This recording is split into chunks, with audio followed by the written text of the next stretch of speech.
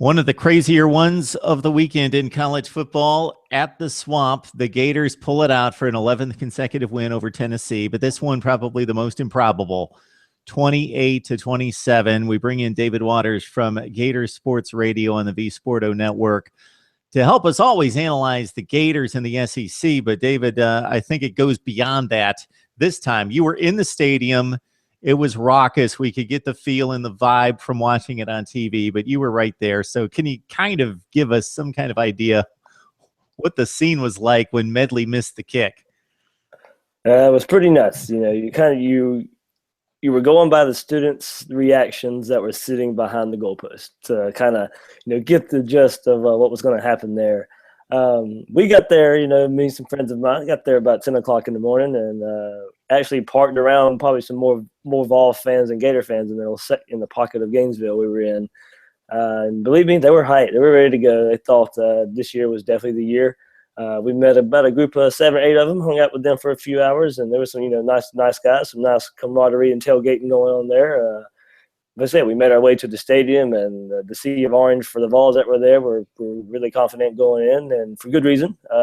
But yeah, once inside the stadium, Florida scored first, and kind of thought, definitely a good way to start out fast, and then we watched Tennessee run crazy on that Florida defense a little bit. But I think I would probably say 90% of the Gator fans in the stadium probably gave up, probably thought there was no chance. And then we kind of coined the phrase "run Antonio run" to kind of steal from the when Georgia broke Florida's heart in 1980 with "Run Lindsey Run."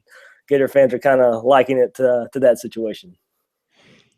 Yeah, so let's kind of go backwards in this game because obviously the excitement was at the end and the crucial plays at the end. So let's go to the missed field goal, clear up some misperception concerning the timeout by Jim McElwain. Yes, we were all thought, Tennessee lines up for a field goal and he misses it. Game over. There's a timeout called. So okay, no, why are you trying to ice the kicker? Bad mistake. Well, turns out it was a pretty good move by the Florida coaches. Not sure if it came from McElwain, if he was the one who noticed it, or some other coach, but it was 12. Florida had 12 guys on the field. Somebody noticed it and called the timeout. So, of course, if that penalty would have been called, it would have been a 5-yard closer field goal for Malone and Tennessee. And who knows, that's a little bit easier. So who knows, where that game goes from there. Got a feel for these kickers, regardless of what side they're on. They have to. I just can't imagine being surrounded by 90,000 people and having to try to kick one from 55 yards out. And basically, the worth you have and the value to that team is making that field goal. And it's kind of difficult to tell on TV, and you'd have to be standing right under the goalpost to truly realize how close the kick was. But it looked like it was just razor close. It really did. From where I was at, we kind of had, like I said, we had to kind of go by the fans' reactions or maybe watch the screen. But I kind of just wanted to live in the moment. I just wanted to see the fans' reactions, and that was all she wrote. So Medley got the practice kick in and certainly improved, but it wasn't enough. Right. Now, before that, we had the Antonio Callaway play that you alluded to, 63 yards, and the 3 crucial fourth down conversions. There were 5, I believe, total in the game. So the Gators pull off 5 for 5 on fourth down, which the probability of that happening is astronomical. So can you take us through what you saw in broadening it out to the offense, the passing game, Will Grier being able to pull off some of these plays?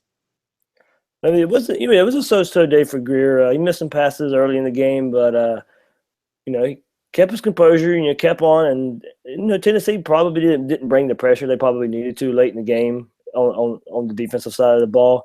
They gave Grier a little bit more time than they probably should have, and he finished up with 23 of 42 for 283 yards and 2 touchdowns, and of course none bigger than that 63-yard Callaway catch and run. But that play would not have happened if Brandon Powell, after his route, gets one clean key block and it springs Callaway for the touchdown. And I think what I liked about it, and I saw this brought up, it was a first-year head coach, a first-year quarterback, a freshman receiver, and a sophomore receiver, all of the important players of that play. So, it was the young guys and the play calling, that set up Florida in that position and to make that big play at the end.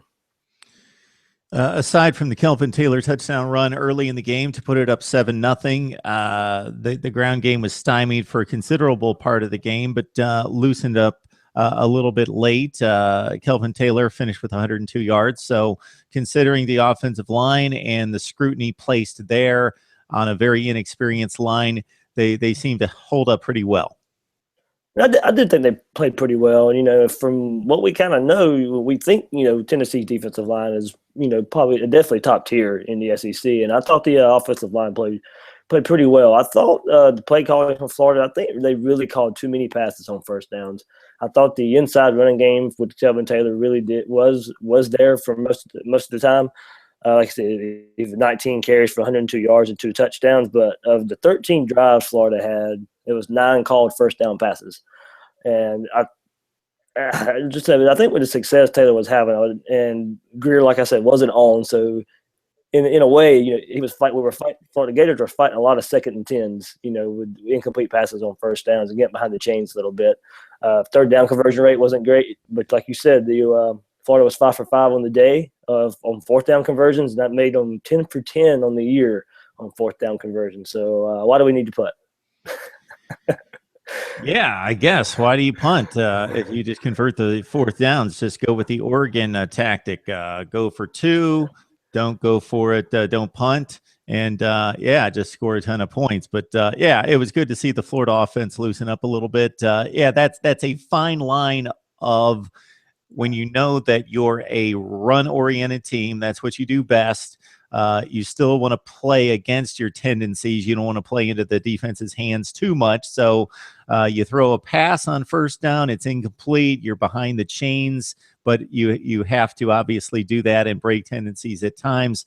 But I would think a team like Florida with Kelvin Taylor would want to run probably 2/3 of the time on first down. What was very obvious, David, was the defensive. With that, I was saying, Yep. if Grier was on, then I think if he was a little off. I think if he was on, the play calls were actually there, but it was just the receivers missed and a couple of drops.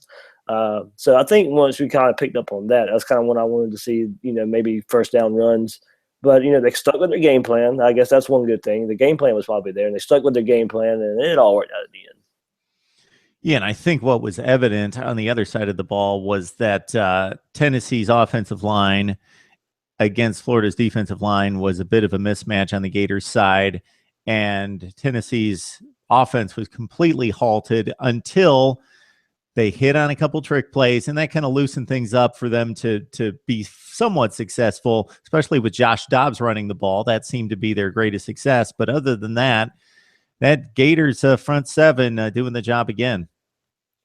Right, and Tennessee did have their yards there and their rushing yards, and a lot were trick plays and the pass back to Dobbs, and it seems to be an issue, and I think Florida's really going to get this fixed before this media schedule comes up. But the tackling seems to be an issue right now. It wasn't really much to Tennessee offensive line. It was Hurd and Dobbs breaking tackles and running for long gains. But the passing yards, were non-existent pretty much for Tennessee. They hooked up a little bit late in the game when they needed to and getting in field goal position and stuff. But it's just Tennessee got a little bit of criticism, and probably rightly so, for not being aggressive. But the drive when Tennessee went up 27-14, and we pretty much thought the game was over. It's a 16-play drive for Tennessee, and they ran the ball 12 times and scored on a 10-yard Hurd run. So that was pretty big drive. They controlled the clock for 7 minutes, almost 7.5 minutes. They went in and scored after running the ball 12 times. So I'm pretty sure Tennessee thought they had this Florida defense figured out in the run game, and that's probably why they weren't as aggressive late in the game. All right, David, let's spin it forward. We talked about it all off season. When you look at games like the one the Gators played in Lexington and then this game against Tennessee, you realize outside of Georgia and the Bulldogs at this point haven't played anyone in the division, haven't played anyone in the SEC as a measuring stick. But what's expected is that Georgia's a little bit out in front of everybody else. That remains to be seen. but Kentucky, Florida, Tennessee, we'll see what Mizzou has. They've been a bit disappointing, lost to Kentucky, that these teams are razor close. So being able to not make mistakes, convert on fourth down, most likely on third down most of the time, those are going to be either backbreakers or going to turn into wins for these teams, because the Eastern Division is extremely close, or it appears to be at this point. Yeah, right now, if I had to, kind of rate in my head power rankings, if you kind of want to say, I'd say Georgia definitely won, maybe, not head and shoulders, but definitely, a little bit ahead. Right now, with Florida's 2 conference wins against, most thought Tennessee, a really good Tennessee team, and a Kentucky team, definitely have to slide in that second ranking. But yeah, Mizzou, Tennessee, Kentucky, all kind of grouped together. Maybe South Carolina can kind of come back, with the quarterback change. Vanderbilt definitely at the bottom. But looking ahead, counting those teams in Florida's schedule, then right now you kind of have to say they're better than Missouri. You have to say they're better than South Carolina. Definitely better Kentucky and Tennessee. So, you're probably looking at what should be a couple more wins. But I got a big one against Ole Miss this coming up weekend. Exactly. So you set the stage for this one. So the big test last week was going and taking an inexperienced quarterback on the road in the SEC for the first time. Then it's going up against a team that's at least going into Saturday considered to be a little bit better than you, basically on the same level, and you pull that game out when you had no business doing it. And then now we've got Ole Miss coming to town, so that becomes a situation in which, okay, you could say that this is a huge win. Of course it is. But the next step of a team is to not only win the one game, but to be able to bounce back 7 days later and put on another big performance against what right now is the number 3 team in the country. Right. And, looking at Florida's schedule, starting with the first game up until now, you can definitely say each opponent has been a step up in competition. So right now, it is the peak of the competition right now. As you said, it's the number 3 team in the nation. It's the Ole Miss defensive line that I really, really think is going to get Florida and our young offensive line trouble. But, who knows? We talked earlier preseason. I thought this Kentucky, Tennessee, Ole Miss stretch was, the most important stretch of the season for Florida. And then I was thinking, if you can build off of beating Kentucky, if you can build off of beating Tennessee, who knows where the confidence is? So Florida, should be rolling in that game. It's a home game. It's another home night game. The crowd's definitely going to be ready again, especially after the crazy ending of last week against Tennessee. And but we'll see what that Florida defense has for Chad Kelly and Laquan Treadwell. I probably speak for everyone here. We can't wait to see Hargraves and Treadwell compete all that long on that side of the ball. But like I said, I really think the difference is going to be that Florida offensive line and your youth versus the talent and experience of the Ole Miss defensive line. And it doesn't hurt if you catch a team at the right time. And maybe this past Saturday night would have been the right time to catch the Rebels. Obviously, they weren't completely on their game against Vandy. I'm sure the team in front of them had much to do with that, but should be back at it in understanding that the team that they're facing Saturday night in the Swamp just knocked off Tennessee. And I'm sure Ole Miss is showing a little respect in its preparation for Florida coming up this week. So it should be a really good one. The Rebels with the impressive win of the season, probably in the nation at this point, going to Tuscaloosa and knocking off Alabama. Otherwise, they had been dominant until the Vanderbilt effort, but everybody has those games, and now it sets up the stage in Gainesville against the 2 undefeated teams. So, David, appreciate the time. Thanks so much for joining us. David Waters from Gator Sports Radio and the V Sporto platform. So, David, again, Gators at 4-0, and we'll see what happens on down the line. Thanks so much for joining us. Thanks, Mark.